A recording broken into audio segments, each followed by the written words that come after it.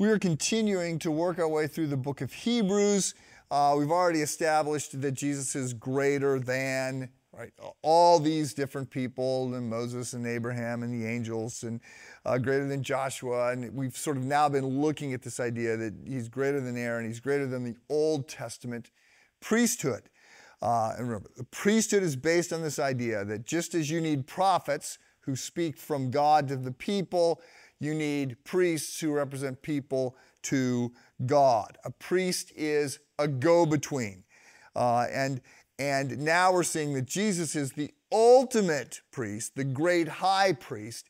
He is the one who represents us to the Father, and indeed he is also the sacrifice that puts an end to the whole sacrificial system. I mentioned yesterday that the veil, when Christ was crucified, the veil was ripped in two. The veil that blocked anyone from going into or looking into the Holy of Holies. The veil was ripped because now there is no barrier, and there's no need anymore for a temple or for the tabernacle. There's no need for any more sacrifices to take place because the sacrifice of Christ puts an end to all of that.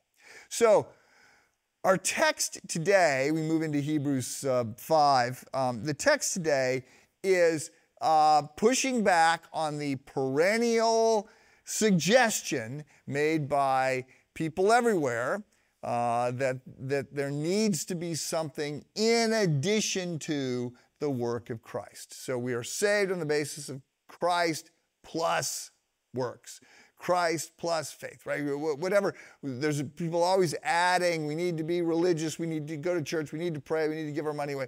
Lots of things that are good, that in fact we are expected to do.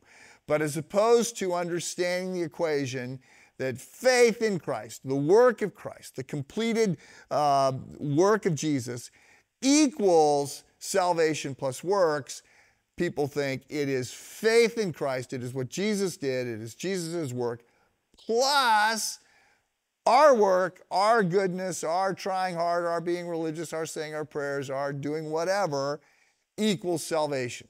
And so this is, if you have been at Christ Church, you've been listening to these devotions over the last couple years, you know, this is one of the perennial hobby horses that I get up on and prance around on because as a pastor, I spend a lot of time trying to talk people out of being religious.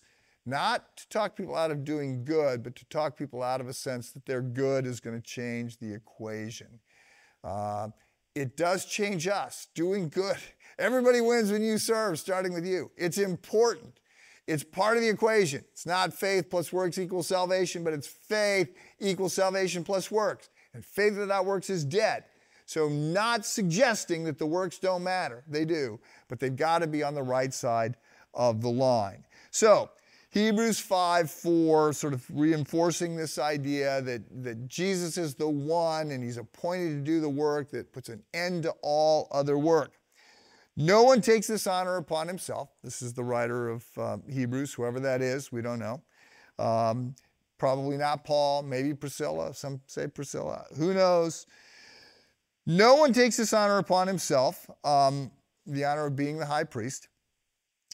He must be called by God just as Aaron was. So Christ also did not take upon himself the glory of becoming a high priest, but God said to him, "You are my son, today I have become your father." Jesus is appointed into that preeminent role.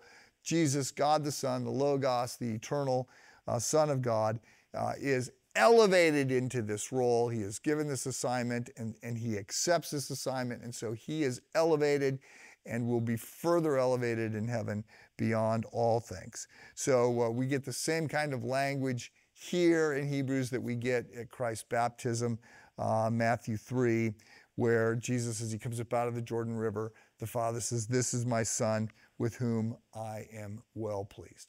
It all pivots around Jesus. He's the great high priest. He's better than any other thing, and he is definitive in and of himself. We don't add to the works of Christ. Rest in him today. Have a good day. See you tomorrow.